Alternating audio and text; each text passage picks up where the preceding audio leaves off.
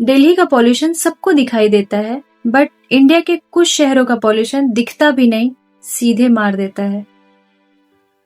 Delhi smoke के लिए बदनाम है, बट सच ये है कुछ शहर और इंडस्ट्रियल एरियाज के लोग जहर सांस के साथ ले रहे हैं, क्योंकि ना ही वहां प्रॉपर मॉनिटरिंग है, ना आवाज है और ना ही कवरेज है। सोचिए, फैक्ट्री में काम करने वाले लोग, कोल बेल्ट के गांव के बच्चे, केमिकल जोन के मजदूर, इनका AQI कभी भी न्यूज नहीं बनता है।